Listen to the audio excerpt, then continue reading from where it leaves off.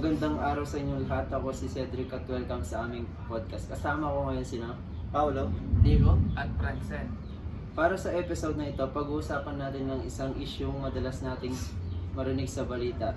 Lalo na kapag sobrang init ng panahon o kulang ang ulan. Ang pag-uusapan natin ay about sa El Nino sa Pilipinas. tama Cedric. Sigurado akong marami sa ating nakakarinig sa salitang El Nino. Pero baka hindi ito kung paano talaga ito mahalaga. At dahil madalas itong makapekto sa ating bansa, malagang maintindihan daw natin kung ano ang mga epekto nito sa ating mga pang-araw-araw na buhay. Pag-uusapan din natin kung paano tayo makakapaganda at kung ano ang maaaring gawin upang mabawasan ang epekto nito. Kaya kung handa na kayo, simulan na natin. Ano nga ba ang El Nino?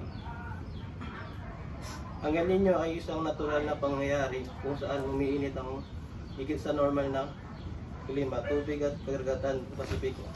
Kapag nangyari ito, naapektuhan ang klima ng panahon ng iba-ibang bansa tulad ng Pilipinas. Sa madaling salita daw po, dahil sa pag-init daw ng tubig sa dagat, nagbabago daw ang normal na daloy ng hangin at pag-ulan. Kaya madalas na nagkakaroon ng kaunting ulan kaysa sa normal. At kapag mas kaunti ang ulan, nagsisimula na ang iba't ibang problema gaya ng tagtuyot, kakulangan sa tubig at matinding init ng panahon. Kaya pala tuwing may El Nino, madalas nating marinig sa balita na may mga lugar na nakakaranas ng water shortage o kaya naman may sobrang init ng panahon. Ano nga daw ang mga epekto ng El Nino? Una daw po ay ang matinding init ng panahon. So isang pinaka-epekto ng El Nino ay isang pagtaas ng temperatura. Napapansin natin ngayon ang pag-init ng panahon. Bilang mga estudyante daw po, ramdam na ramdam daw natin ito, lalo na kung kapag may face-to-face classes. Minsan kahit nasa classroom ka na, mainit pa rin at nakakapagod mag-concentrate. Kapag sobrang init, tumataas dito ang posibilidad ng heat exhaustion at heat stroke. Kaya importante na palaging uminom ng tubig at iwasan ng matagal na pagbibilad sa araw. Totoo nga, noong mga nakaraang taon may mga pagkakataon na parang nagsususpende ng klase dahil sa sobrang init ng panahon. Kakulangan sa tubig. Bukod sa init, isa rin naman sa malaking epekto ng El Nino ay ang kakulangan sa tubig. Dahil nga kaunti ang tubig ng ulan, bumababa ang tubig ng ulan sa dam. Isa pa at kumukuha ng tubig sa maraming kalamidad. Kapag bumaba ang level ng tubig, maaaring magkaroon daw ng water interruption o kaya ay ang limitadong supply ng tubig sa mga iba't ibang lugar. Isipin ninyo lang kung gaano kahirap kapag walang sapat na tubig para sa pagligo, pagluluto, paglalaba at iba-iba pang araw-araw na gawain. Kaya mahalagang matuto tayong magtipid kahit wala pa ang El Nino. Malaki rin ang epekto ng El Nino sa ating agrikultura.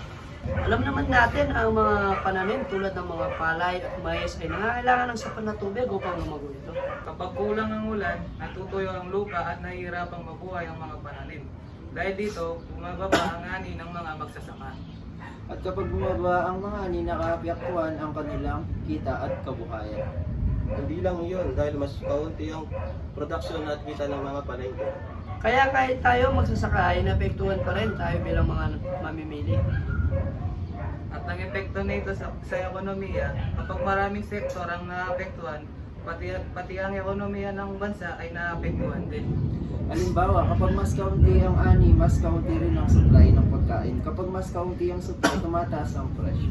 Bukod dito, may negosyo rin tayo na gumagamit ng tubig sa kanilang operasyon.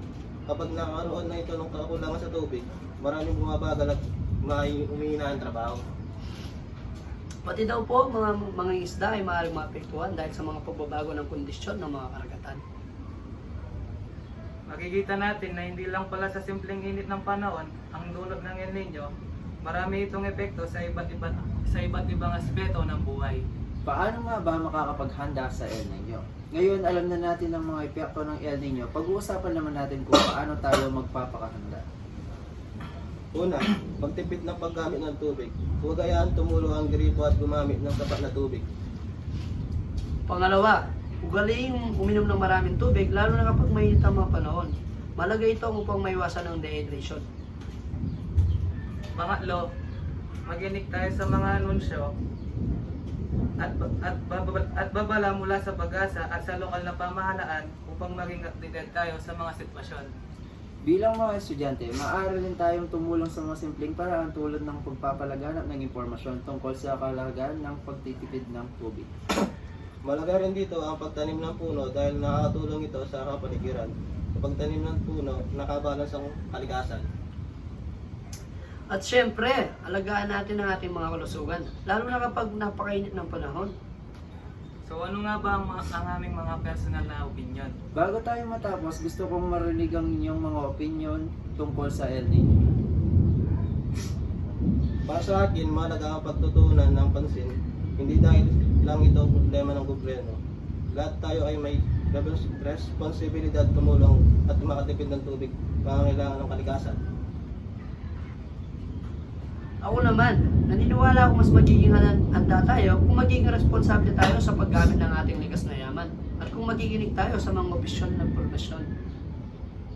Para sa akin naman, kailangan natin maging aware tungkol sa El Nino dahil tayo rin ang makakaranas ng mga epekto nito sa inaharap. Magagandang punto. Talagang mahalaga ang kaalaman at paghahanda upang babawasan ng epekto ng El Nino sa ating mga komunidad. At dyan nagtatapos ang ating podcast. Ngayon ay natutunan natin kung ano ang El Nino, paano ito naapektuhan ng Pilipinas at kung paano tayo makakapaghanda laban nito. Nalaman din natin kung maaaring ito matulad ng matinding init kung kulang sa tubig ng problema sa agrikultura. Ngunit sa pamamagitan ng tamang kaalaman at responsableng pagkilos, maaari nating mabawasan ang mga epekto nito. Sana ay may natutunan kayo mula sa ating kalakayan ngayong araw. Maraming salamat sa pagkikinig. Muli kami sina Cedric, Paulo, Nico, At Francen. hanggang sa susunod na podcast. Paalam! thank you. thank you po. Ito ng Paulo ba? Sumabi ako.